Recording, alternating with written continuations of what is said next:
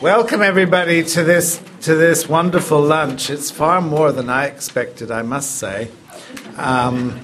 This morning, I think we owe it to Jacob Simmons, whom some of you will know, who just left a few weeks ago to do some mission work in Chicago. But I think organizing today was his last act before leaving. But it's great to see you all coming and from different eras. I don't know how many of you know each other. I mean, I know most, if not all of you, but I don't know how many of you know each other. This is always a problem. Don't ask me to guess, because it's a blur in my mind. I can sort of, picture, oh yes, perhaps 10 years ago or something like that. But you've all got either less or more hair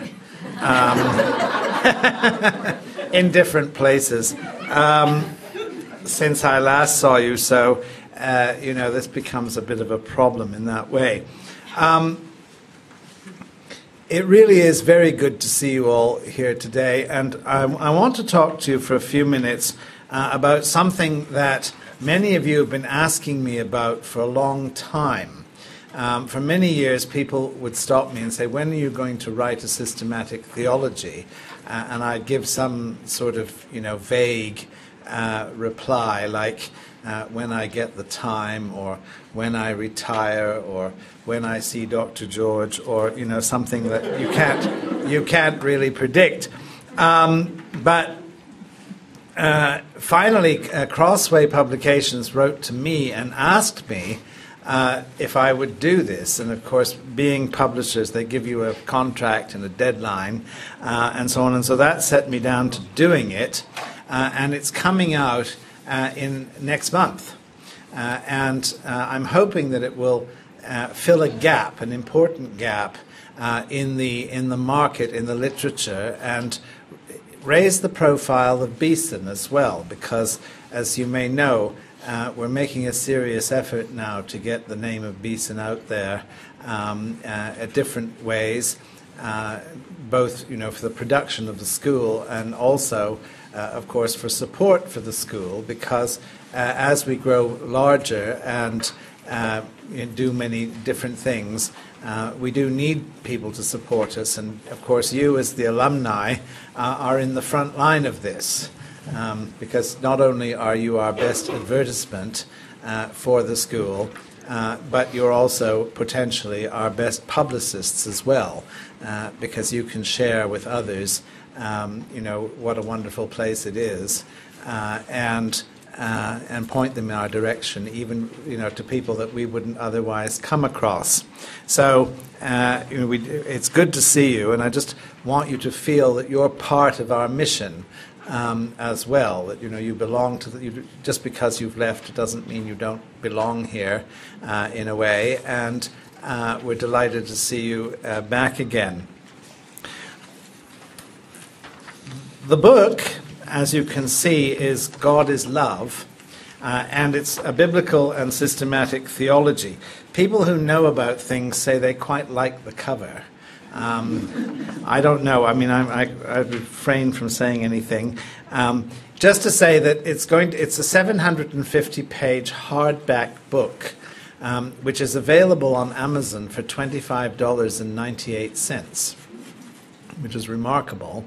The retail price is $40, and you can get it in the Beeson bookshop with a 20% discount if you're a Beeson person. Which would bring it down to, $32. But if you have to pay the postage with Amazon, they get you somehow. And so if you're paying the postage, it probably works out more or less the same, or a little bit more. So do think seriously, if you're planning to buy the book, to patronize our bookshop, because they need all the customers they can get. It's also going to be available on Kindle for $20 and something, I believe. I don't know anything about Kindle other than that Kindle exists. So I really can't say very much about that, but those of you who know about it and are into Kindle may be pleased to know that that is going to happen as well. What I want to do this morning then, or this lunchtime, is walk you through the book and explain what my thinking has been. How do you write a systematic theology? How do you even begin on such a matter? And what you have to do, first of all, is find a theme. Find a theme that will guide you through, that will link the book together, that will keep everything, under the same roof, as it were, so that people who start on page 1, and the 2 or 3 of them who get to page 750, will feel when they reach the end that it's the same book, that they're reading, that there's some connection through the whole. And the challenge that I faced were really 3 things. One was to keep it biblical. Why biblical? Because the Bible is the source of our theology. Now, the trouble with evangelical Christians is that they tend to thump the Bible more than actually read it. You're more likely to see somebody waving it in the pulpit than actually expounding it.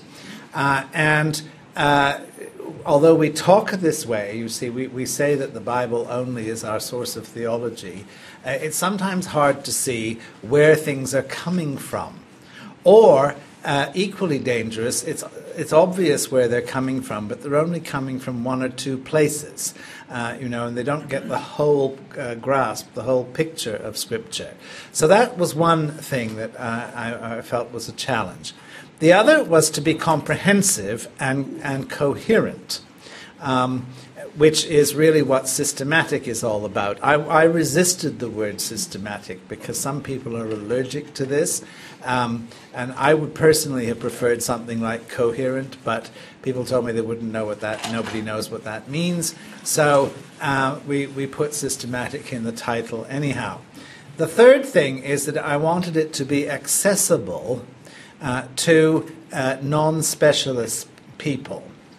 I'm taking it that you, because you're Beeson graduates, are specialists, at least of a kind. But I'm aiming this really for non-specialists.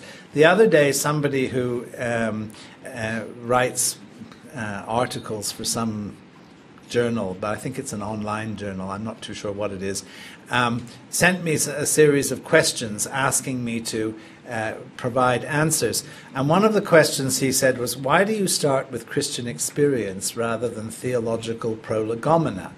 And my response to this was, Christian experience is something we all have and something we all understand. Prolegomena is something you have to look up in the dictionary. Need I say more? Well, I haven't heard from this person since.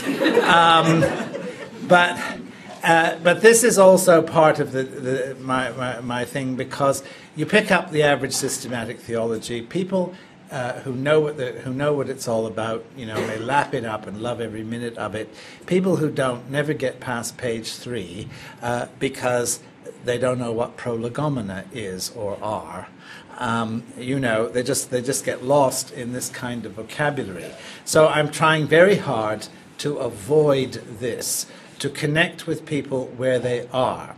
I've been trying in particular to write something that would be equally serviceable in Bible study groups, among churches, particularly people who are called to serve in a church, as a deacon or an elder or something like that, and need to know something about what the church is all about, what its teaching is and so on, and don't really know where to go to get a good introduction to that. I've also got an eye on the third world, on the developing world, because in the developing world, although a lot of people know English, a lot of people have been educated through the medium of English, they're not Western in culture. They don't have the kind of background and education that we tend to take for granted. And to start going on about Bonhoeffer, Barth, and Beethoven, and any sort of dead German, they really they don't know where to begin. This is beyond them totally. What they do know, however, is the Bible. They've got a Bible, and they really just want, to know how to read the Bible and how to preach it, and how to sort of put it together, and above all, how to deal with issues that are important for them, but we tend to ignore. Like astrology, for instance, or polygamy. Of course, you wouldn't have polygamy in the United States, as we know, those of you who've been following the Republican primaries. But, these are issues, as I say, that we tend not to take very seriously or don't deal with, but are actually very important.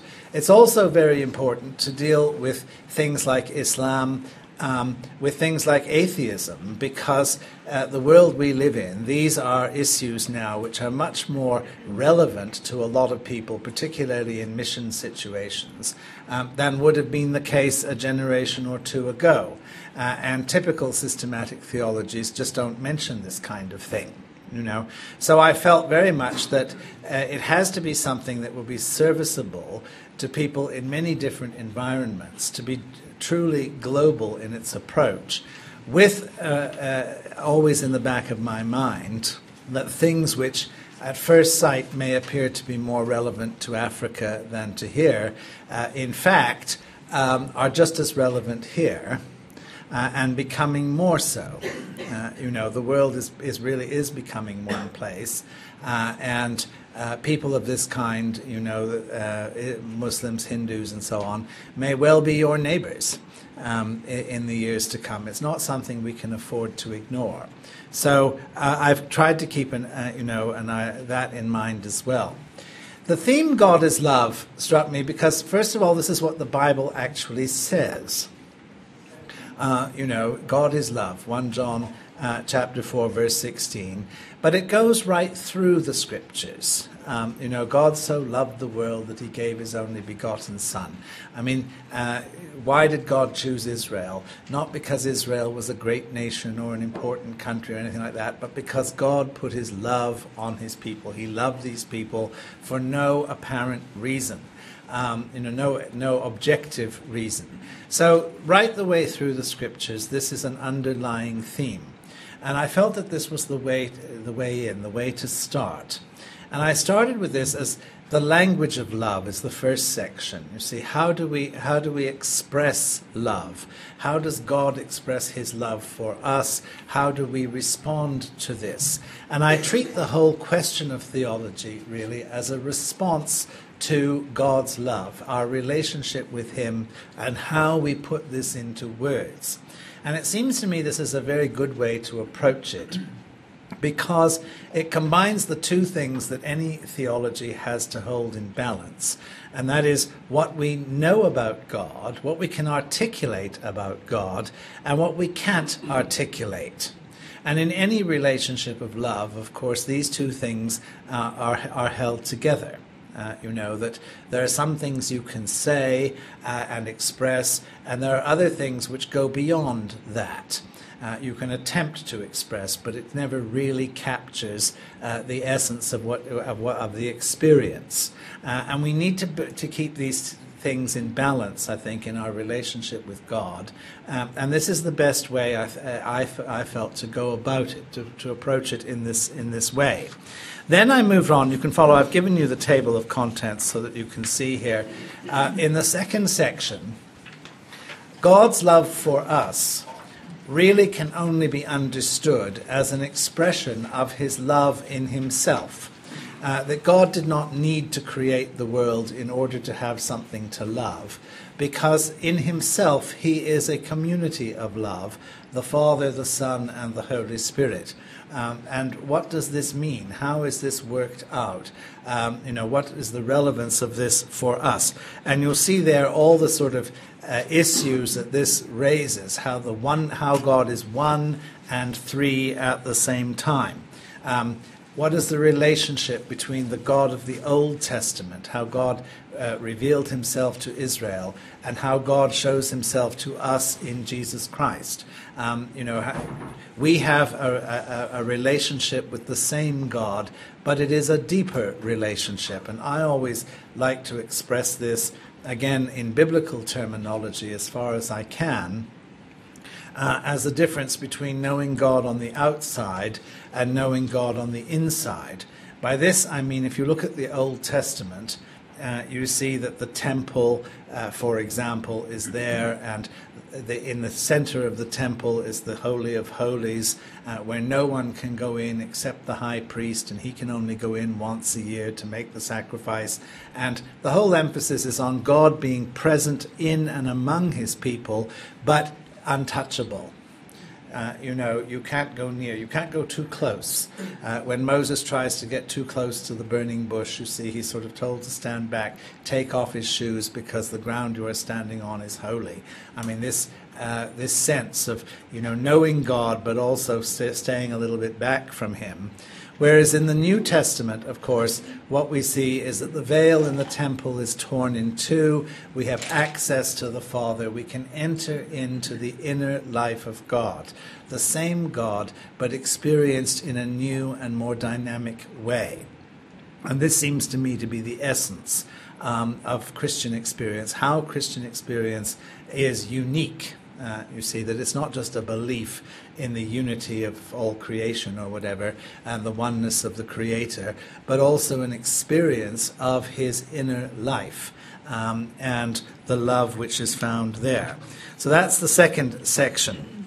The third section, God's love for his creation. Everything that God has made, he has made as an expression of his love.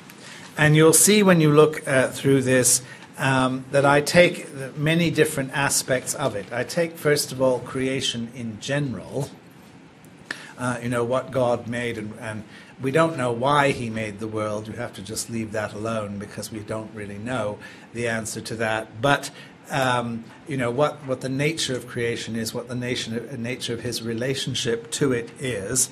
And then dealing with such things as the spiritual creatures. They tend to get ignored, angels and so on.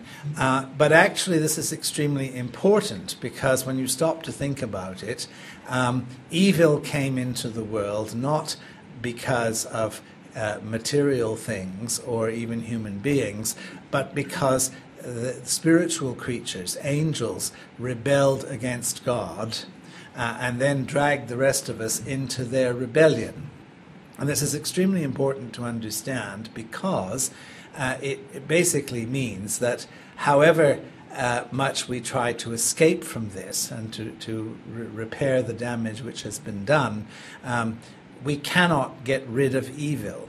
Even if every person in the world became a Christian, there would still be evil, because evil is a spiritual power of rebellion against God, and we need to understand that and picture this. And of course that Christ's victory over evil is not just dying and paying the price for our salvation, important as that is, but it's also the defeat of Satan and his power. That there's that dimension as well, so that we cannot fall back into the rebellion into which he originally dragged us.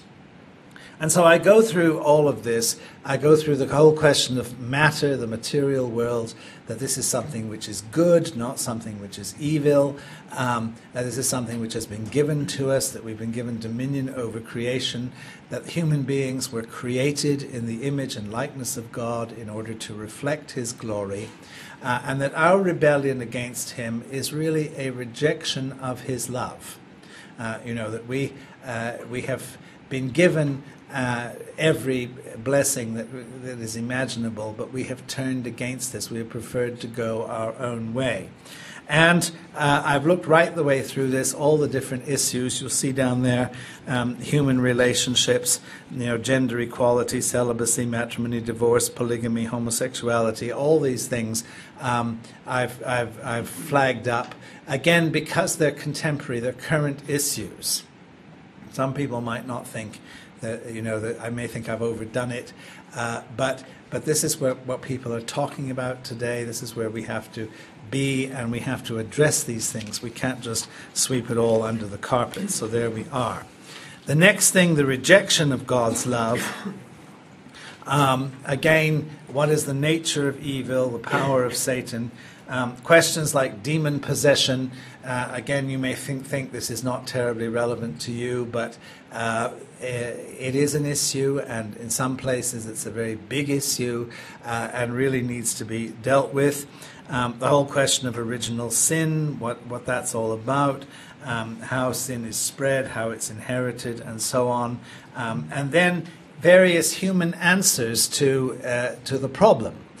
Because, of course, Christians are not the only people who realize the world is screwed up. Other people have known this for a long time, and various answers have been provided. So this is where I deal with the religions and philosophies of the world, which are attempts to put right what people know has gone wrong, but they can't do it correctly because they haven't received the revelation from God, guiding them in the right way. So I've done it like this because I don't want to fall into the trap of saying that every religion and philosophy and whatever that isn't biblical is somehow evil, or totally wrong, because that's clearly not true. But at the same time, not fall into the opposite trap, which is to say all roads lead to God. That it doesn't really matter what religion you follow as long as you follow it sincerely. That's the big thing, Just be sincere about what you believe, and you're all right. To which, of course, the answer was, well, of course, Adolf Hitler was sincere, and, you can be sincerely wrong. But dealing with this issue, and then dealing also with what I've called deviations from Christianity. These are things like unity, the cults, Mormonism and Jehovah's Witnesses and so on. It's often difficult to know quite where to place them, and a lot of people don't really know about that sort of thing. So I put in that, and then a whole chapter also on Christianity and atheism. I've done this deliberately because we live in a world, in our Western culture, the official culture is atheistic, or at least agnostic. This is not because anybody has decreed this, but all you have to do is read a newspaper or listen to NPR or something like that. And agnosticism, at least, if not open atheism, is the default position. I mean, the people who are doing the interviewing, the presenting, and so on, they tend to assume this position, and then they interview religious people, and they may be sympathetic or they may be unsympathetic, but they're clearly different. You see what I mean? And it's sort of standard thing. Well, of course, I don't believe myself, but I think brother so and so in this church is doing a good job, and isn't that nice? But everything is measured from a supposedly neutral but in effect agnostic or atheistic standpoint. And we just need to face this fact and realize that even if the majority of the population belongs to a church or goes to church, the dominant force in our culture is not religious in the traditional sense, and certainly not Christian. So I try to deal with this, clearly and openly, and say, well, we have to face this fact because it is really our biggest challenge, that we have to deal with. Then, how does God respond to rebellion? How does God respond to the rejection of his love? And this is really the wonder of the gospel, because God did not do what you or I would do, which is simply wipe the slate clean and start over again, or just pack it all up and say, well, that wasn't a good idea, and just forget all about it. No, God responded to our rejection of him by showing us a deeper love, by opening himself up and sending us his Son to die for us so that we could live with him in eternity. And this is the true miracle. I often say to people, imagine yourself in God's position if you can. Would you do this? Would you reach out to somebody who had offended you, who had, clearly shown themselves to be totally unworthy of everything that you had given them?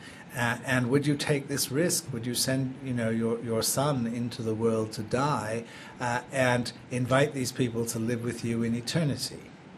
And of course, it's when you look at it like that, and when you see what God did and has done for us, that you realize just how enormous and how totally different from anything we can imagine his love is. See, this is where it all comes out. And so God's love, first of all, for the material world, preserving it against natural disasters, the flood and so on. Again, this is important because those of you, well, you probably don't read modern atheistic literature, but if you do have anything to do with Christopher Hitchens and Richard Dawkins and these people, this is one of the big things they say. You see, they say, well, if there was a God of love, why are there diseases, earthquakes, floods, etc.? And people don't really know what to say. So I've dealt with this, you see, the whole question of the material universe, the world we live in, and how God preserves these things for our benefit. And then, of course, the covenant, how God speaks to individuals, to people, forms a community of love. And then, as you see, the sending of the Son, who the Son is, how the Son comes into the world in order to accomplish what is needed for our salvation. And then finally, the consummation of God's love, which I take to begin at Pentecost, with the sending of the Spirit, the creation of the church, the formation of the church, what the church is, how the church manifests itself in the world, why it's important, why you can't be a Christian unless you're part of the church.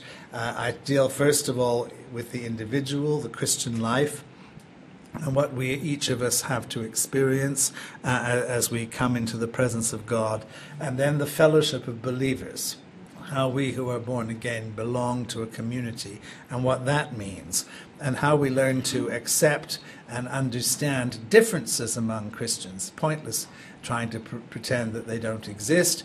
Why do we have different denominations? What do we do about this? How do we live together? How can we accept one another? So I deal with all that. And then, of course, finally, the end of time. And how God is preparing us for living with him in eternity, and finishing with this. So the book, which starts with creation, ends with the bridal feast of the Lamb.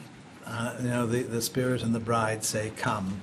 And the picture, the glorious picture we have in the book of Revelation of the wedding feast, which is presented to us as the ultimate picture of the fulfillment of God's love.